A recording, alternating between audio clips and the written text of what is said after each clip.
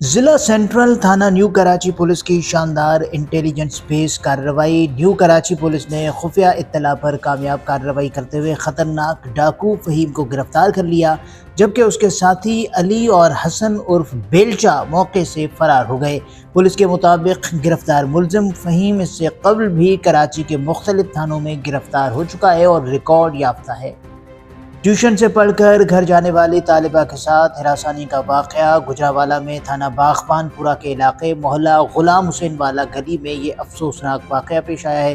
ایک طالبہ ٹیوشن پڑھ کر گھر جا رہی تھی کہ پیچھے سے نیلی شرٹ میں ملبوس ایک اوباش نے اس کو اکیلے دیکھ کر ہراساں کرنے کی کوشش کی۔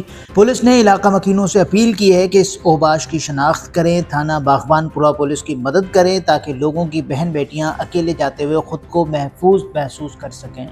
شارع فیصل نرسری کے قریب ایک لاوارث موٹر سائیکل کئی روز سے کھڑی تھی۔ ٹریفک پولیس نے ریکارڈ چیک کر کے مالک سے رابطہ کیا تو معلوم ہوا کہ وہ ایک بائک یا رائیڈر ہے جس کی بائک حالیہ بارشوں میں نالے میں گر گئی تھی۔ موٹر سائیکل کی بازیابی پر شہری نے خوشی و تشکر کا اظہار کیا۔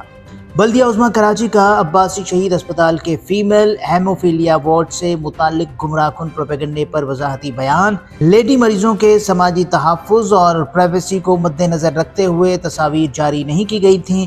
فیمیل وارڈ نہ صرف موجود ہے بلکہ مکمل طور پر فعال بھی ہے، عباسی شہید اسپتال کے ڈائریکٹر نے وضاحت جاری کر دی۔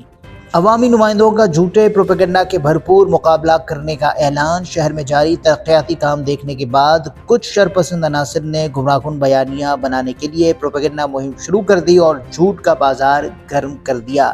اس پر میئر کراچی بیرسٹر مرتضی وہاب کے اعلان کے بعد اب عوامی نمائندے خود میدان میں آ کر عوام کو آگاہ کریں گے۔